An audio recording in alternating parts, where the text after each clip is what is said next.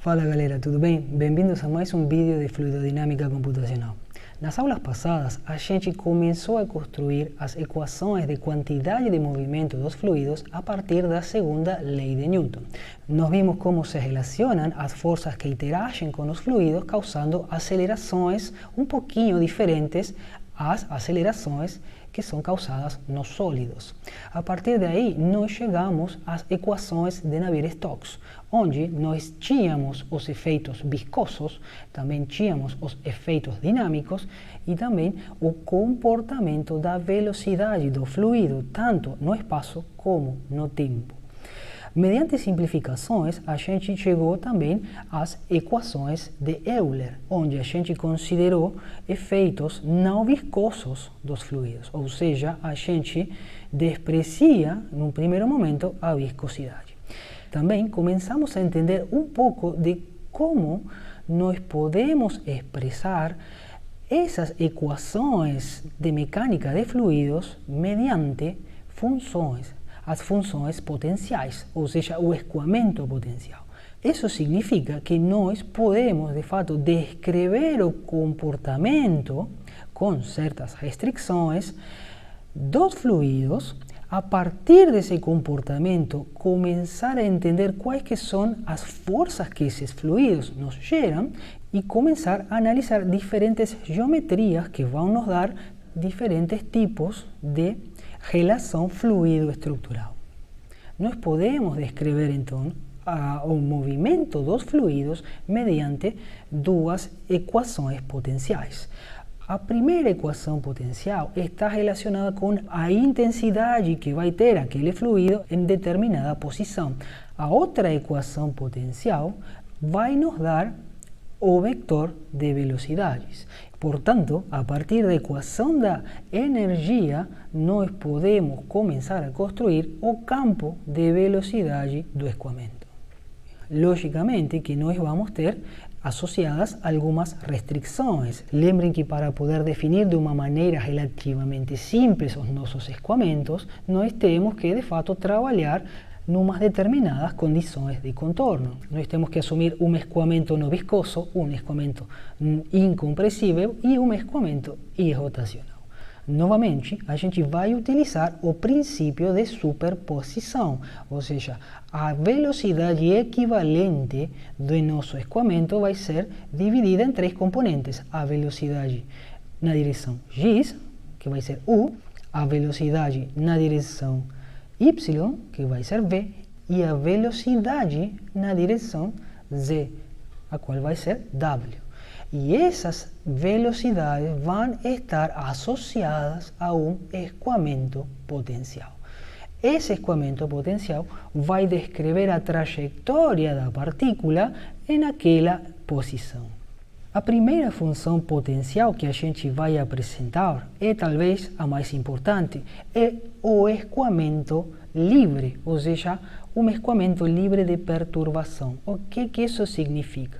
Imaginem que nós temos uma geometria, neste caso um carro, e ele está em movimento. O que a gente vai fazer é considerar que o carro fica estático e o que está se mexendo de fato é o fluido.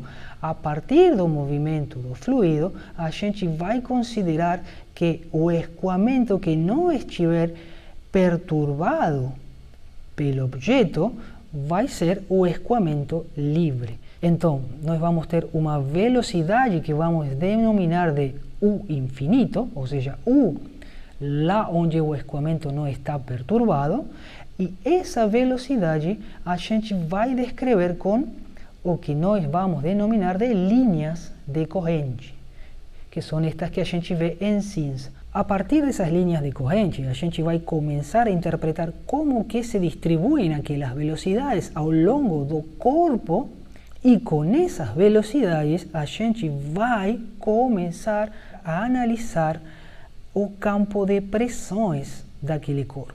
Com isso, nós vamos obter diferentes tipos de forças actuantes naquele corpo, actuantes naquela estrutura. Nós podemos ver como que podemos definir a velocidade do escoamento livre como a variação de uma função potencial em relação ao eixo x, e a outra componente da velocidade nós podemos definir-la como outra variação de outro escoamento potencial em relação ao eixo z. E devido a que esse escoamento não está perturbado, a gente vai considerar como duas componentes de velocidades U infinito e W infinito, o que significa que são duas magnitudes que não vão variar ao longo do tempo, elas vão permanecer constantes. Por exemplo, U infinito pode ser 80 km por hora e W infinito pode ser 0. Vamos começar a construir o campo potencial de duas maneiras diferentes. Na primeira delas, a gente pode enxergar que na trajetória da partícula nós temos a velocidade equivalente associada decomposta em duas componentes, U e W. Estamos trabalhando, obviamente, em duas dimensões, mas essa trajetória da partícula pode ser descrita como uma variação na posição em x e outra variação na posição em z. Nós podemos enxergar que a relação que a gente tem entre a variação em z e a variação em x, essa relação é equivalente à relação que se tem entre as componentes de velocidade w e z. Nós podemos enxergar que em uma variação pequena, infinitesimal, nós temos que a variação na posição z em relação à variação da posição x é igual à relação entre as componentes de velocidade w e u.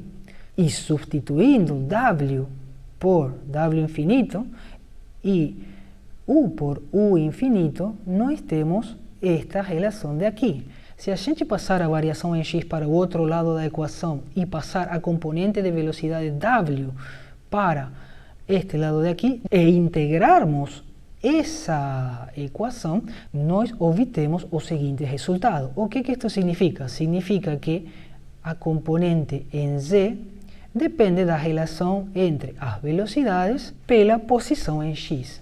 Nós acabamos de chegar à nossa primeira equação potencial, onde temos associadas as componentes w infinito e u infinito com as nossas variáveis x e y. Se a gente tiver que w infinito é 0, nós podemos enxergar as linhas de corrente que a gente viu na primeira imagem.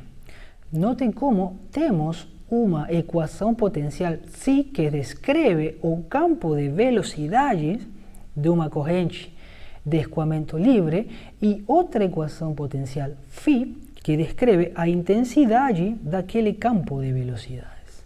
Então, o que a gente obtém é, por um lado, o vetor de velocidades que vai me dar o escoamento na direção x, e por outro lado a gente obtém a intensidade daquele escoamento. Outra maneira muito utilizada para a gente obter o mesmo campo de velocidades vem dado pela descrição da função desses escoamentos potenciais. Podemos ver que a componente de velocidades u pode ser expressa como a variação do campo de velocidades em relação ao posicionamento em x, e a componente de velocidades w pode ser expressa como a variação do campo de velocidades em relação à posição em z. Integrando esta equação, nós obtemos o seguinte resultado. Desta maneira, a gente consegue expressar estes dois campos potenciais em qualquer ferramenta computacional.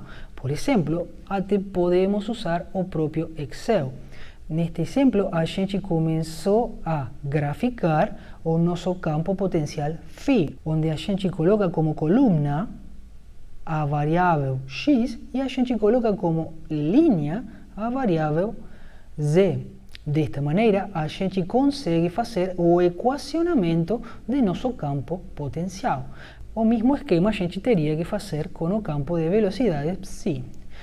A ferramenta que eu utilizei para poder enxergar o nosso campo potencial. Foi basicamente uma ferramenta básica de desenho de superfícies do Excel. Neste caso, eu utilizei o contorno delineado. Com isto, eu consegui obter as minhas primeiras programações básicas de um escoamento potencial. Se a gente anular a velocidade em W, a velocidade na direção Z, a gente obtém o mesmo campo potencial que nós obtemos anteriormente.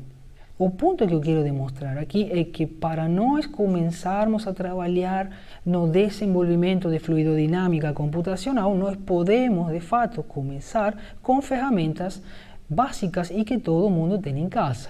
A partir daí, a gente consegue obter mais agilidade no processo e começar a programar com ferramental um pouquinho mais robusto.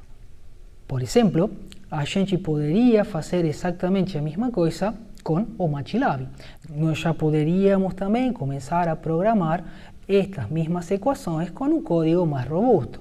Eu vou deixar aqui este código que está feito em MATLAB para poder obter as primeiras linhas de trajetórias de nosso campo potencial. Nós podemos enxergar aqui que o MATLAB utiliza um processo mais matricial, então basicamente o nosso primeiro problema que vamos enfrentar é entender como que essa informação, esses dados são de fato armazenados e utilizados nos diferentes tipos de código. Este tipo de código também poderia ser feito em Python, o qual vai ser uma melhoria para os próximos vídeos. Mas é muito importante lembrar que o código que forem utilizar tem que ter ferramentas de construção gráfica. Neste caso, o MATLAB tem várias funções que facilitam a visualização gráfica dos fenômenos físicos que a gente vai tratar. Vamos dar outro exemplo de um escoamento potencial qualquer. Neste caso, nós temos que a velocidade da componente em x está descrita por uma função que relaciona o escoamento com a velocidade infinito, certo? A velocidade em um ponto não perturbado, mas a componente de velocidades u cresce na medida que aumenta a posição, porque aqui apareceu um x. Então, para x igual a 1, eu vou ter u infinito. Para x igual a 2, eu vou ter o dobro da componente da velocidade em x. E a mesma coisa para a componente de velocidades w. Na medida que eu avanço na posição c, a minha componente, neste caso, decresce. Se a gente considerar novamente aquelas semelhanças entre a relação das componentes de velocidade w e u e a trajetória da partícula, tanto em z como em x, nós obtemos novamente esta relação.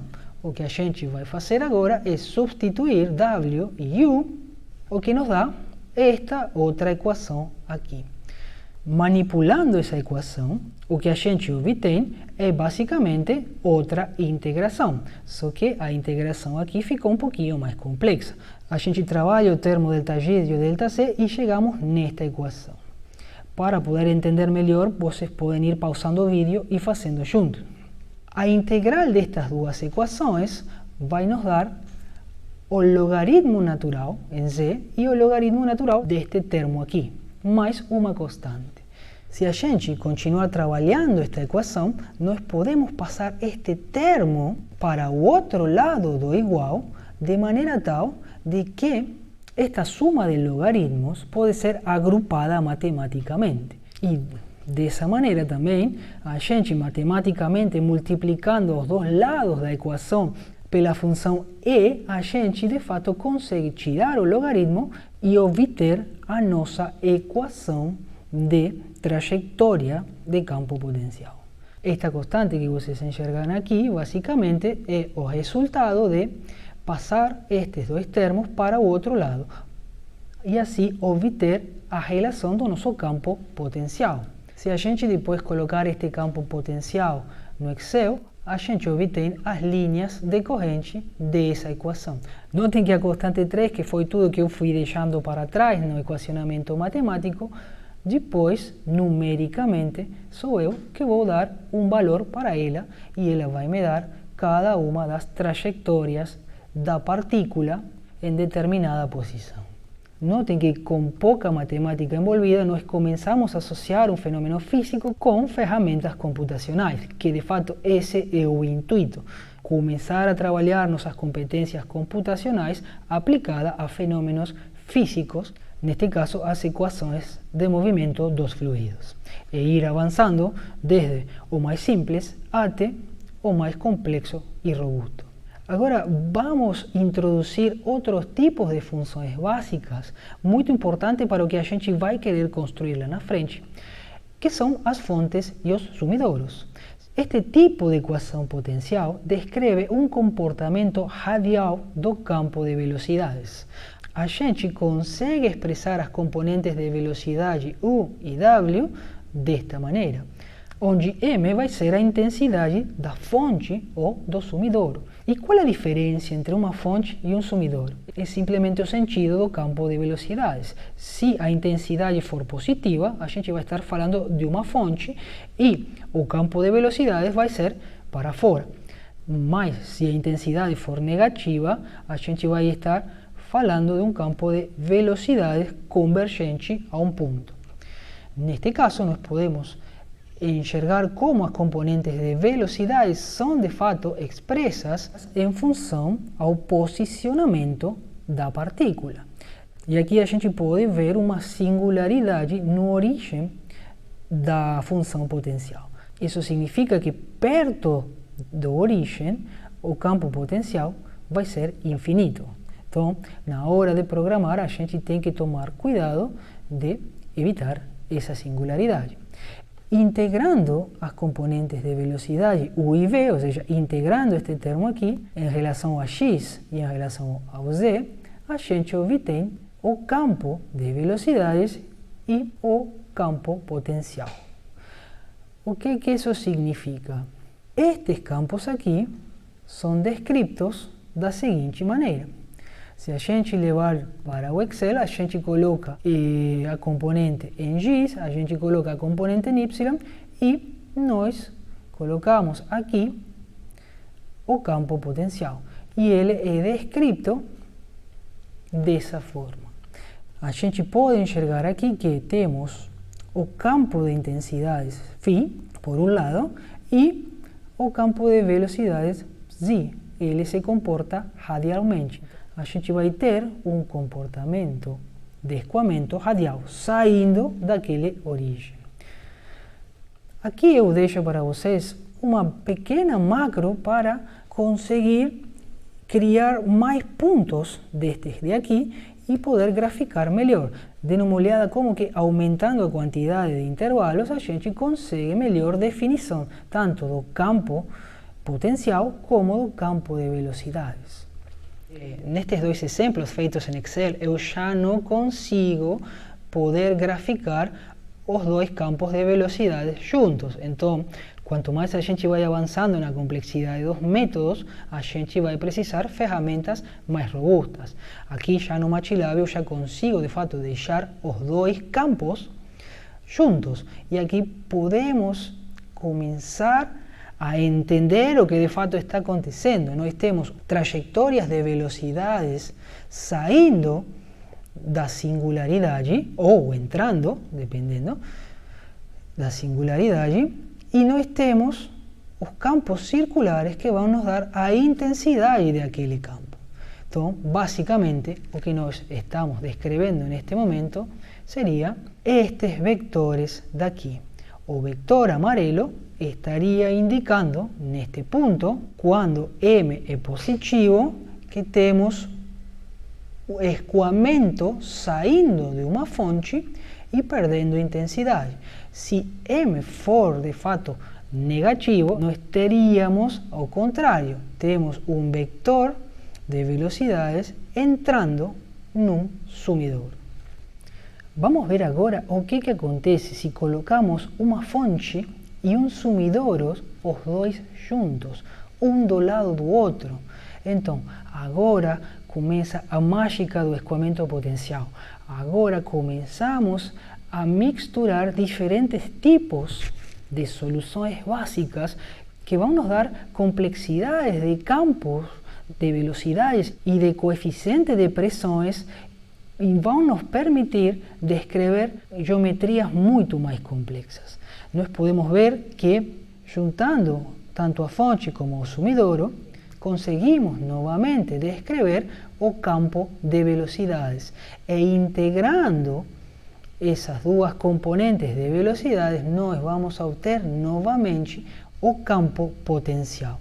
Aqui já dá para ver na imagem como que o vector começa a ser formado na medida que ele sai e como que o campo de velocidades se comporta. Vamos tentar levar este tipo de situação a uma simplicidade que nós consigamos programar.